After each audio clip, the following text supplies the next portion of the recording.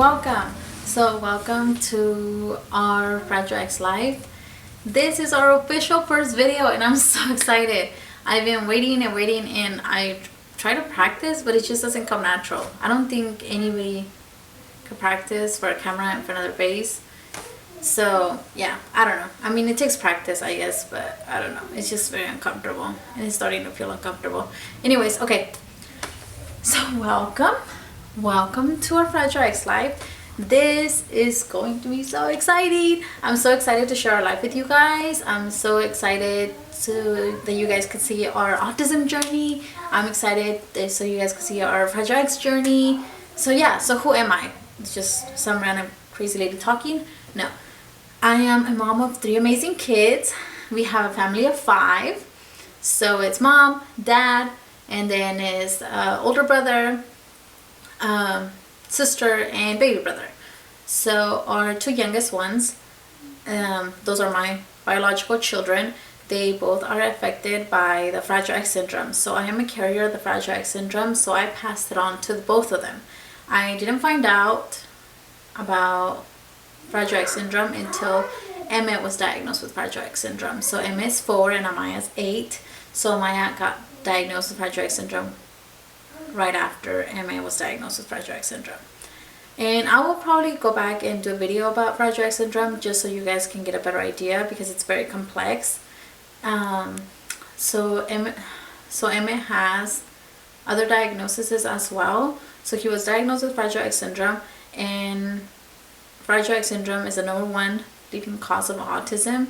So after he was diagnosed with Fragile X syndrome, it only made sense that he might have autism and that he was also autistic. So he was also diagnosed with autism right after his Fragile X diagnosis, which he was already kind of partially diagnosed with autism before his Fragile X diagnosis, because some doctors already had told me like, oh yeah, he's totally autistic, but I was like, no, there's something else.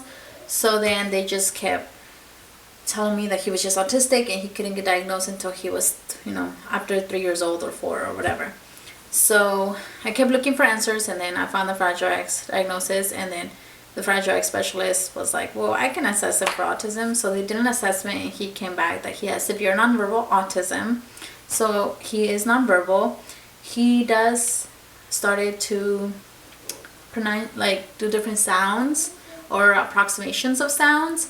So you guys might hear a little bit of approximations of words.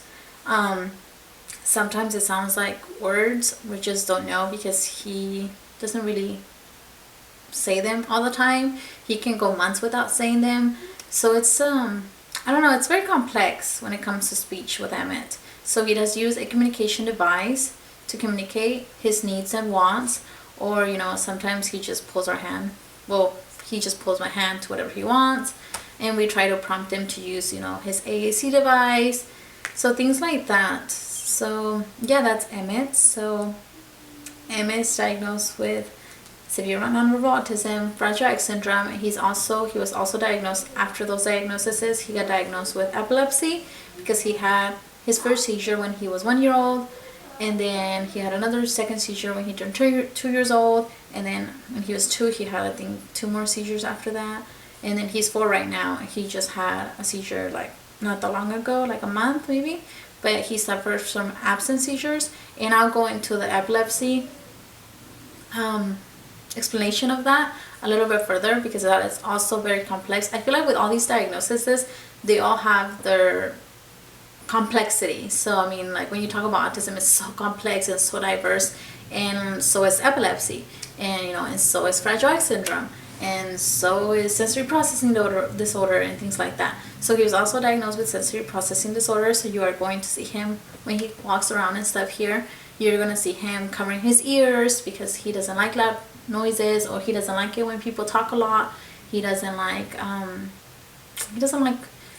don't know, different pitches and sounds of people's voices. Sometimes he can hear the train, but the train noise won't bother him, but sometimes the way people laugh bother him. So it just varies in variation. And he also doesn't like to be touched. He doesn't like to be, he tolerates it now. He tolerates hugs and kisses, but it was a long process. So we had to work very hard to get him to tolerate those kinds of affections because he didn't understand them and he just felt uncomfortable. So that is him, his sensory processing disorder. And he is also has a diagnosis for intellectual disability, which he got from the school district, which is just, that he has intellectual disability. So I'll go into that a little bit further because that one's a little bit more emotional for me. I feel like, it's hard to know that your child's, is very behind and their IQ level is so low, and that they might not reach their full potential as they go into adulthood, which it's every parent's dream. So I will cover that a little bit later. I think those are all. I covered a little bit of all the autism, covered a little bit of autism, a little bit of Fragile X, intellectual disability, sensory processing disorder, epilepsy, and that's pretty much it. I know it sounds like a lot, huh? So I covered all of that. And yeah, so now we have Amaya. Amaya is also on the Fragile X, Emmett's laughing. So on the Fragile X diagnosis, sorry, I'm losing my thought because I'm thinking of what Emmett's doing out there. He is watching the dryer, or yeah, he's going to turn on the dryer. So yes, Amaya. So Amaya is diagnosed with Fragile X syndrome as well. And she is on the higher functioning side. So Fragile X syndrome didn't affect her in the same way that it affected Emmett. In Emmett, it affected him intellectually, it affected him developmentally, physically, in so many different aspects. Whereas Amaya, it only affected her emotionally, I would say. I think that's what it's called, emotionally. So it affects her with her emotions. She doesn't understand sometimes social cues or things like jokes, or she also suffers from anxiety, so she's very anxious all the time. And so that was my explanation of the kiddos, the younger kiddos. The oldest, he is 14 years old, and my husband has visitation with him. So we see him every 2 weeks or so, or every other week. He comes and he visits and he spends time with his siblings. He spends time with Emmett. He loves spending time with Emmett. And Amaya is his half sister, and he also loves Amaya. He's very caring and very loving. Say hi. Can you say hi?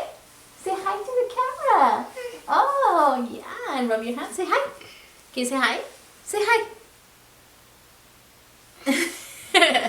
He doesn't know what I'm talking about. You don't know what I'm talking about. Look, let's just wave hi. And say wave.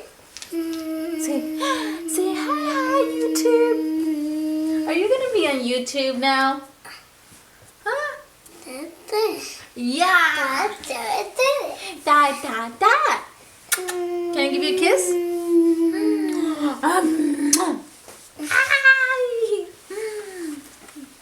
Kissy. I got your hair on me. I got your hair on me, kid. Okay, so yeah, this is going to be our life. So, and then I have Dad, who works full time, and I stay home with the kids. I stay home and I handle all of Emmett's business, which is a lot, huh? Today is his day off. He didn't have ABA because it's ABA teacher. We call them teachers. They're behavioral interventionists. But his ABA teacher, she's sick, so he didn't have ABA. So I thought I would do this instead. And we're gonna head to the store in a few minutes, cause we're gonna go to the store. I need to go get some goodies for Amaya's school. Amaya is gonna have her Christmas party on Friday, and I won't be here tomorrow. Tomorrow's Thursday. I won't be here because I have to go to UC Davis at the Mind Institute. Emmett is part of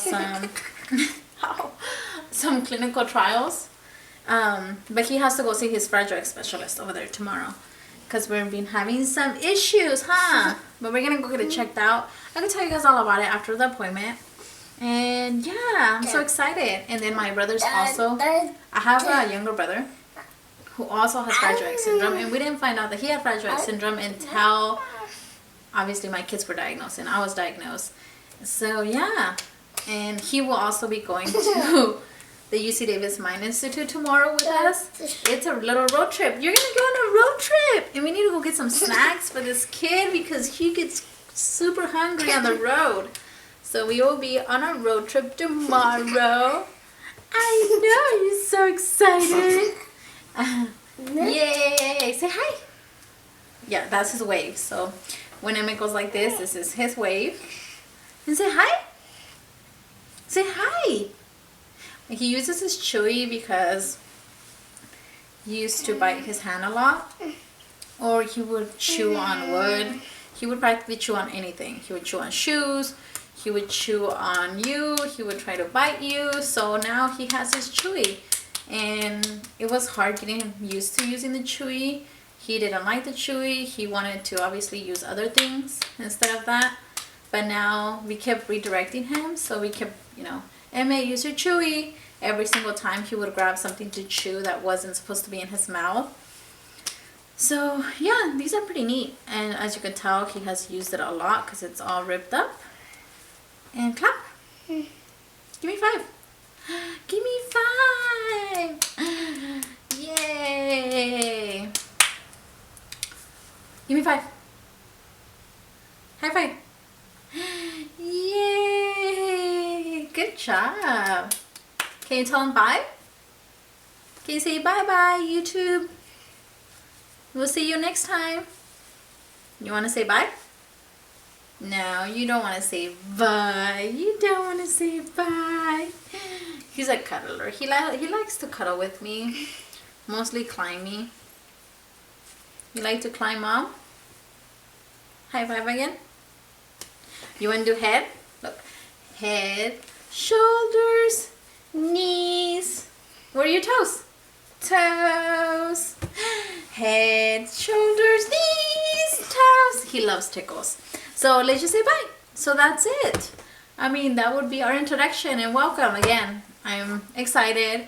I hope that we continue this, and I think this is going to be so much fun. I hope that you guys enjoy these videos.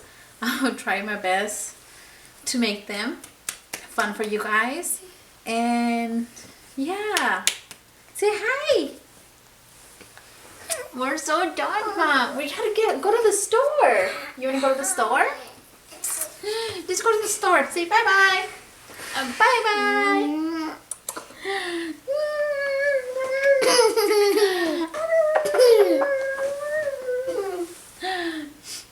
Where's Emmett? Okay, you don't want. Okay, this is done, huh? Is Mommy being too loud? Mommy's being too loud. I know. I'm sorry. I'm so sorry. All right, guys. Bye.